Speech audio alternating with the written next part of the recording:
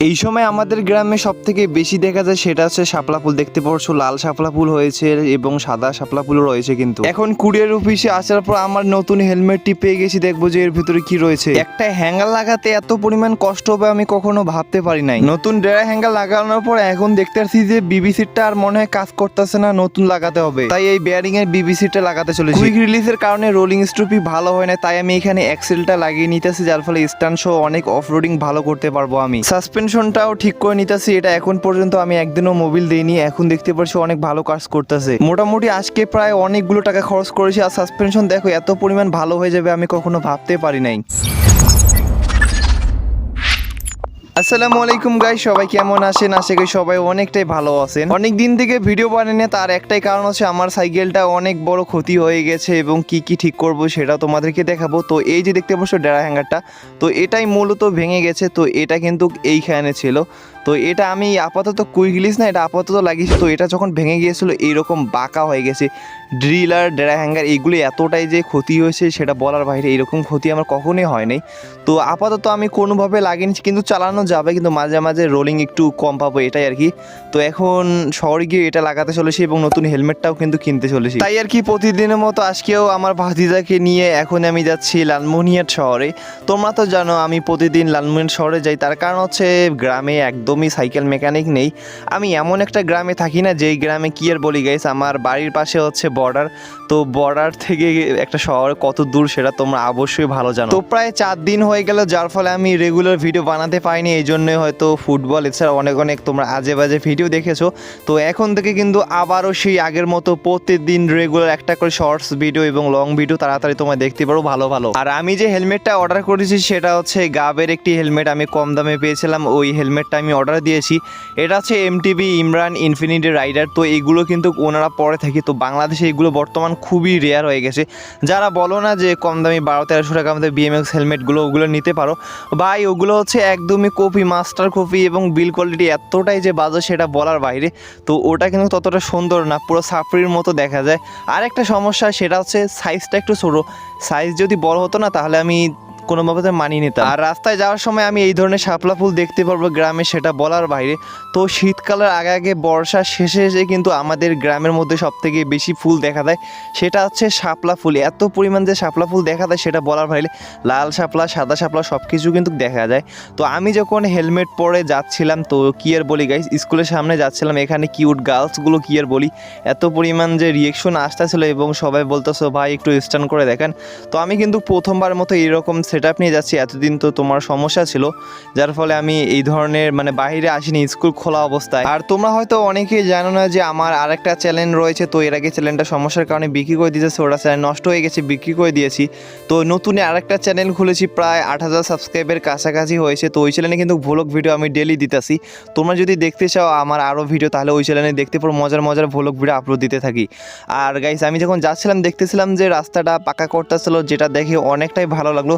কি আর বলি গাইস, তোমরা যদি আমার ভিডিও প্রথম থেকে দেখে থাকো তোমরা তো অবশ্যই জানবে প্রায় 5 থেকে 6 মাস হয়ে গেল এখন পর্যন্ত ওই রাস্তাটা পাকাই হয়নি।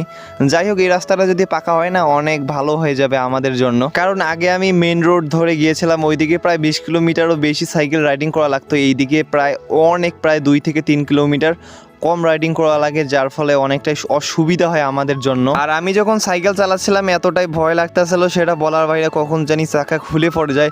তার কারণ হচ্ছে এর একবার এটা লাগানোর পর কোনোভাবে তো সাইকেল চালাচ্ছি, একবার স্ট্যান্ড করতে গিয়ে চাকা পুরো খুলে গেছে, যার ফলে অনেক ক্ষতি হয়েছিল আমার আরও একবার।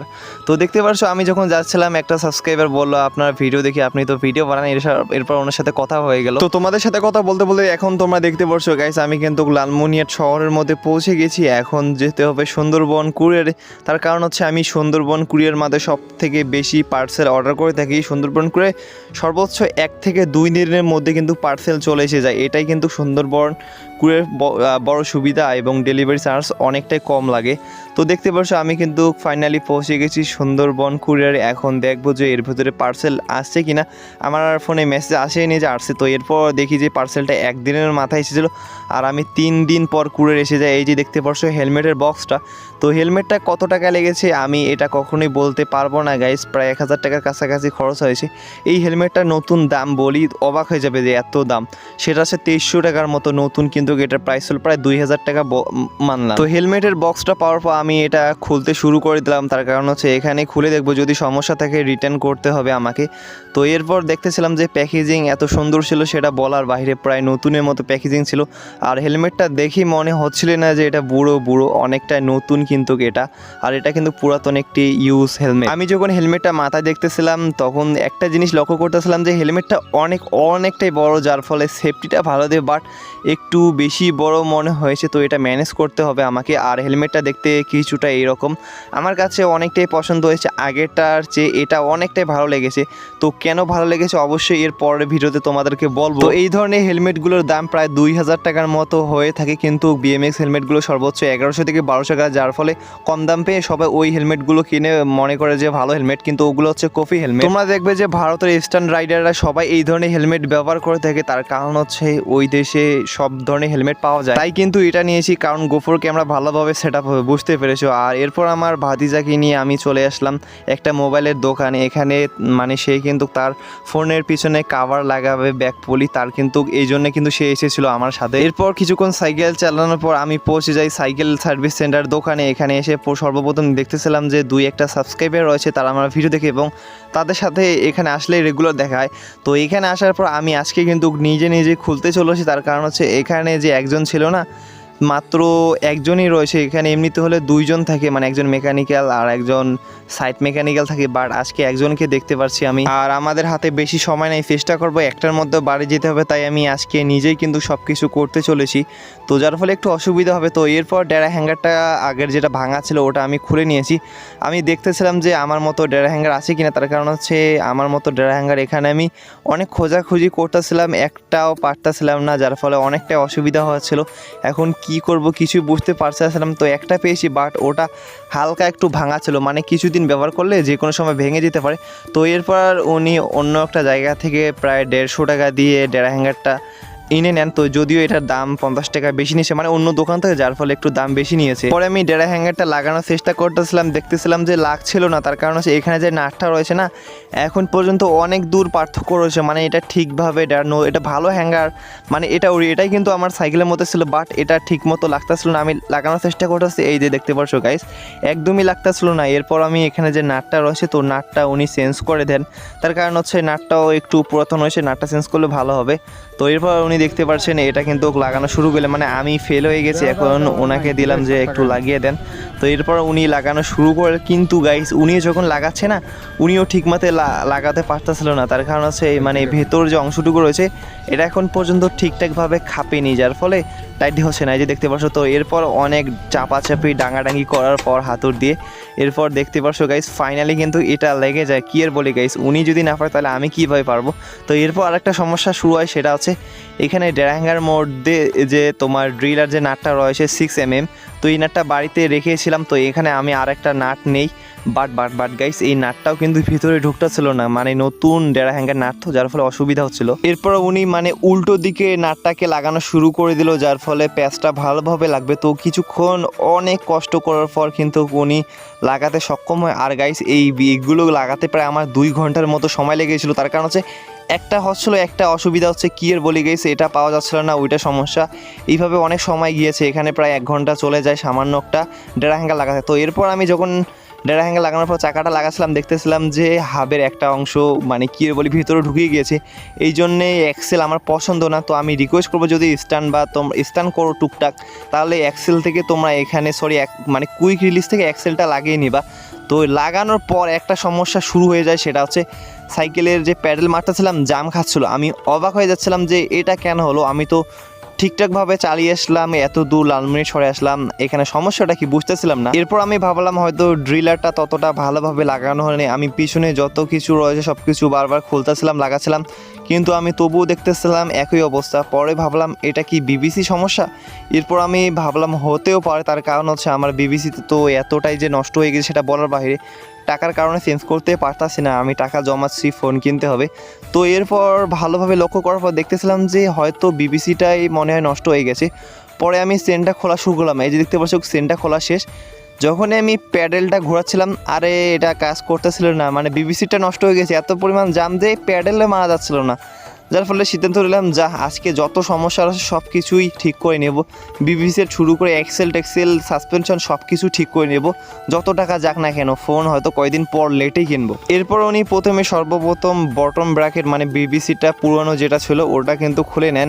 দেন এরপর এই যে দেখতে পাচ্ছ এই বিবিসিটা উনি লাগিয়ে দিবে আমাকে। এখন দাম নেবে প্রায় 350 টাকা, যদিও একটু বেশি হয়েছে আমার কাছে মনে হচ্ছে, বেশি মনে হচ্ছে, কিন্তু কি আর করে গাইস, আমাদের এদিকে একটু দাম বেশি থাকে এটার। উনি বললো ভালো কোয়ালিটি, তাই কিন্তু লাগিয়ে নিয়েছি, মানে কম দামি আর একটা ছিল, তো এটা একটু ভালো কোয়ালিটি। তো এরপর দেখতে পারছো গাইস নতুন বিবিসিটা লাগানো হচ্ছে। তো আমি রিকোয়েস্ট করবো যারা বেয়ারিংয়ের বিবিসিট লাগানে তারা বেয়ারিংয়ের বিবিসিট লাগাবে, তারপর দেখবা যে সাইকেল চালিয়ে কতটা মজা পাওয়া যায়। আমি এই জিনিসটা দেখে গেছি। তো লাগানো শেষ হয়ে গেলে এখন ভালোভাবে বিবিসিটা টাইট দেওয়া হচ্ছে, যার ফলে এখন রাইডিং প্লাস স্টান করে মজা পাবে। এতদিন তো কি আর বলি, মাঝে মাঝে গিয়ার একে ওঠে মানে দুইয়ে ওঠে, অটো শিফটিং হচ্ছিলো, কি আর বলি গাইস, অনেক সমস্যা হচ্ছিলো, যার ফলে এটা চেঞ্জ করতে বাধ্য হলাম। আর মানে চেঞ্জ তো করাই লাগবে, যে অবস্থা হয়েছে না, চেঞ্জ করাই লাগবে আমার। শুধুই যে আজকে এত কিছু চেঞ্জ করবে এমন না, কিছুদিন পর কিন্তু আরও অনেক কিছু চেঞ্জ করতে চলেছি আমার সাইকেলের মধ্যে, মানে সাইকেলটাকে আমি পুরো ভালো করতে চলেছি। এতদিন সাইকেলে হাত দেয়নি, ততটা জিনিসপত্র চেঞ্জ করিনি। তো দেখতে পারছো গাইস নতুন বিবিসিটা লাগানো শেষ, রোলিং কি আর বলি এত সুন্দর হয়েছে সেটা বলার বাইরে।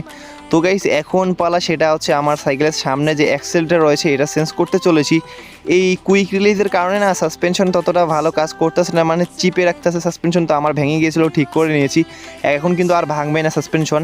তো এখন আমি আমার সাইকেলের যে সামনেরটা কুইক রিলিজ করে অ্যাক্সেল লাগাতে চলেছি সামনের চাকা, মানে নাট সিস্টেম করব, যার ফলে সাইকেলের রোলিং স্টপি স্ট্যান্ড সহ অনেকগুলো মজা পাওয়া যাবে। এবং মাঝে মাঝে এমনটা হয় যে সাইকেলের চাকার একবারে মানে সাইড হয়ে যায়, তো এই সমস্যাটা আর কখনোই হবে না এটা করলে। যদি তোমরা কেউ স্টান না করো তাহলে এটা করার কোনো দরকার। তো এখানে আবার একটা সমস্যা রয়েছে, সেটা হচ্ছে আমার যে হাবটা রয়েছে, তো এই হাবে কিন্তু বেয়ারিংয়ে মানে বল বেয়ারিং রয়েছে, যার ফলে এটাকে সার্ভিস করতে হবে। তো এটা খোলার পর মানে আমি বেঁচে যাই, সেটা হচ্ছে যেই রকম গ্রিজগুলো মানে গ্রিজগুলো পর্যন্ত নতুন ছিল, মানে আমি বেঁচে যাই, না হলে আরও অনেকগুলো টাকা খরচ হয়ে যেত, মানে সার্ভিস খরচ দিতে হবে প্রায় 30 থেকে 40 টাকা আরও বেশি লাগতো। তো দেখতে পারছো গাইস এরপর কিন্তু নতুন এক্সেল লাগানো কমপ্লিট হয়ে গেছে।